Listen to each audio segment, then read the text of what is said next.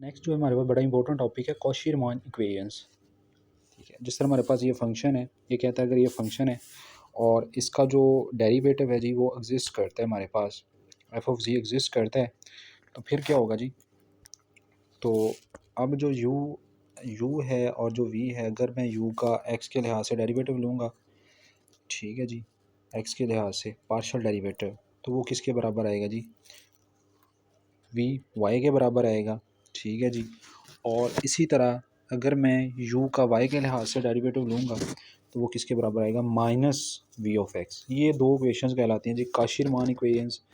और ये जो हैं कॉशी-रीमान इक्वेशंस, और अगर ऐसा हो जाएगा कॉशी-रीमान इक्वेशन होल्ड करती हैं, फिर हम कह सकते हैं कि ये जो हमारे पास डेरिवेटिव है इस तरह, मतलब हमारे लिए आसान ये है कि अगर हमने डेरिवेटिव फाइंड करना है एक फंक्शन का, तो कॉशी-रीमान इक्वेशन सॉल्व करें और एफ ऑफ जी डायरेक्ट लिख देंगे u x plus v x. अब इसकी एग्जांपल देखते हैं, हमने वेरीफाई करवाना है। फंक्शन हमारे पास है जी स्केयर, ठीक है जी, और इसको हम लिखेंगे इस तरह, अलग-अलग करेंगे। रियल पार्ट हमारा यू आ जाएगा, ये हमारे पास रियल पार्ट इमेजिनरी पार्ट, फिर इसका यू का ये यू आ गया और ये वी, इसका हम डेरिवेटिव एक्स के लिहाज से वाई के लिहाज से, फिर वी और जे, और हम देखेंगे कि ये कॉशी-रीमान इक्वेशंस दोनों क्या हो जाएंगी, होल्ड हो जाएंगी। तो अगर होल्ड हो गई हैं तो हम कह सकते हैं कि इसका हम डेरिवेटिव इस तरह लिख सकते हैं। इसी तरह एग्जांपल नंबर 2 है, इसमें अब जो फंक्शन हमारे पास आएगा वो x square plus y square, और जो अयोटा वाली रकम है वो ज़ीरो होती है। इसको आपने सॉल्व करना है जी, देखना है कि कॉशी-रीमान इक्वेशन होल्ड करती है नहीं करती। दोनों में ही एग्जैक्टली करेंगी, लेकिन तब करेंगी जब एक्स ज़ीरो होगा, वाई ज़ीरो होगा, क्योंकि ये जो हमारे पास फंक्शन है, ये डेरिवेटिव जो इसका एग्जिस्ट करता है वो जस्ट ज़ीरो पे एग्जिस्ट करता है, और ज़ीरो के अलावा ये एग्जिस्ट नहीं करता इसका जो डेरिवेटिव है। तो ये हमारे पास था कॉशी-रीमान इक्वेशन। अब जो है नेक्स्ट जी रिमार्क है एक, कि अगर हम कॉशी-रीमान इक्वेशन होल्ड करती हैं तो ये हो भी सकता है कि वो डिफरेंशिएबल ना हो, लेकिन अगर वो डिफरेंशिएबल हैं तो हम कह सकते हैं कि कॉशी-रीमान इक्वेशंस होल्ड करती हैं। बड़ी इंपॉर्टेंट बात है। अब ये कब होगा कि कॉशी-रीमान इक्वेशन अगर होल्ड करती है तो हम कह सकते हैं कि वो डेरिवेटिव भी हैं, ठीक है। लेकिन ये तो प्रॉपर्टी ऑलवेज ट्रू है, ये प्रॉपर्टी फॉल्स हो भी सकती है, ठीक है। अब उसके लिए हम देखते हैं, उसके लिए एक मतलब हमारे पास थ्योरम है, sufficient condition for the differentiability. उसमें क्या होगा कि जो हमारे पास U X U Y V X V Y आएंगे, उनके लिए तीन चीज़ें होना ज़रूरी हैं। पहली बात है कि एग्जिस्ट करने चाहिए, दूसरी बात है वो कंटिन्यूस होने चाहिए, ठीक है जी। कॉन्टीन्यूस का मतलब है कोई ना कोई वैल्यू आती रहे। जिस तरह हम कहते हैं ना, ग्रास जो हमारे पास ग्राफ है वो कॉन्टीन्यूस है, तो मतलब क्या है कि हम वो लाइन ड्रा करें और पेन ना उठाएं, हमारे पास कोई ना कोई वैल्यू आती रहे। और जो तीसरी और लास्ट बात है कि सी आर होल्ड, मतलब कॉशी-रीमान इक्वेशन जो है वो होल्ड करनी चाहिए। तो ये तीन कंडीशन है, अगर ये हो जाएंगी फिर हम डायरेक्ट कह सकते हैं अगर ये हो सकता है तो वो डिफरेंशिएबल भी हैं। लेकिन ये जो डिफरेंशिएबिलिटी है वो कॉशी-रीमान इक्वेशन तो होल्ड करेंगे क्योंकि वो डेरिवेटिव इन्वॉल्व है। अच्छा जी, उसके बाद हमने जिस तरह हमने रेक्टेंगुलर फॉर्म में एक्स वाई की फॉर्म में देखा, इसी तरह हम कॉशी-रीमान इक्वेशन पोलर में देख लेते हैं जी।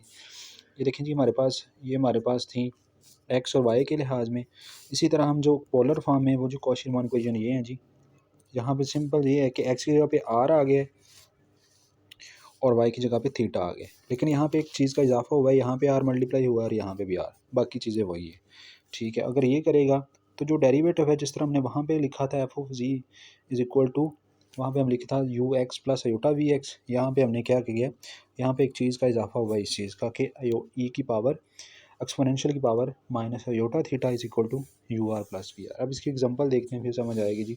अगर हमारे पास पे ये फंक्शन है 1/g, तो हम इसको पोलर फॉर्म में कन्वर्ट करेंगे, फिर हम इसको लिखेंगे यू आर, हमें इसका रियल पार्ट निकालेंगे, इमेजिनरी पार्ट, उसके हम यू आर निकालेंगे, यू थीटा, इसी तरह वी आर वी थीटा, फिर देखेंगे कॉशी-रीमान इक्वेशंस होल्ड करती हैं, और हम फिर लिख सकते हैं कि जो इसका डेरिवेटिव, क्योंकि ये जो हम डायरेक्ट क्यों लिख रहे हैं यहाँ पे, क्योंकि ये हमारे पास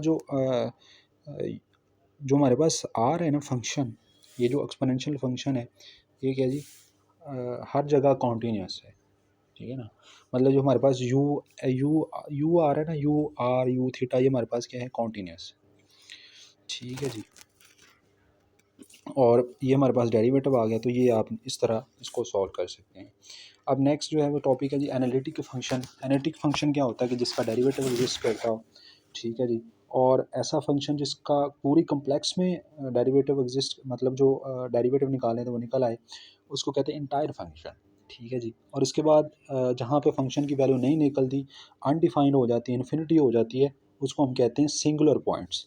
एग्जांपल है जी कि कहाँ पे फंक्शन एनालिटिकल है, तो अगर अनडिफाइंड हो जाएगा वहाँ पे एनालिटिकल नहीं रहेगा। इसका मतलब है जब ज़ीरो, नीचे वाली वैल्यू ज़ीरो हो जाएगी तब फंक्शन एनालिटिकल नहीं होगा।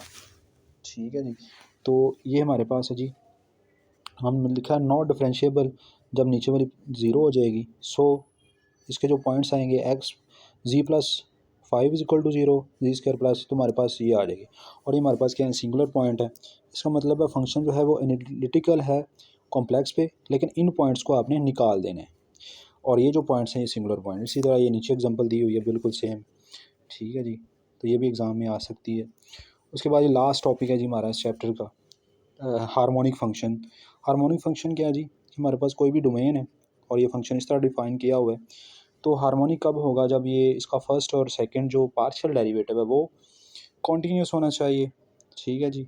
और लैप्लास इक्वेशन होल्ड करनी चाहिए। मतलब अब जनरल बात ये है, असल में आपने ये इक्वेशन होल्ड करवानी है। इसका पहले एच ऑफ एक्स निकालना है, पहला डेरिवेटिव, फिर दूसरा एच ऑफ एक्स एक्स, इसी तरह आपने एच ऑफ वाई निकालना है, फिर एच ऑफ वाई वाई। और अगर आप एक्स, ये जो इन X, H of X X और एच ऑफ वाई वाई को प्लस करेंगे तो ये ज़ीरो आना चाहिए। तो अगर ये ज़ीरो आ जाए हम कह देंगे वो फंक्शन हार्मोनिक फंक्शन है। जिस तरह ये एग्जांपल है कि चेक करेंगे ये हार्मोनिक है, तो आपने टी ऑफ एक्स निकाला, टी एक्स एक्स निकाला, t y, partial derivative in simple, मतलब जब y के लिहाज से ले लेंगे x कांस्टेंट हो जाएगा, और जब x के लिहाज से ले लेंगे y कांस्टेंट, दोनों को आपने ऐड किया तो ये ज़ीरो आ गया। इसका मतलब है ये जो हमारे पास फंक्शन है ये हार्मोनिक फंक्शन। तो ये हमारा चैप्टर नंबर 2 कंप्लीट हो गया।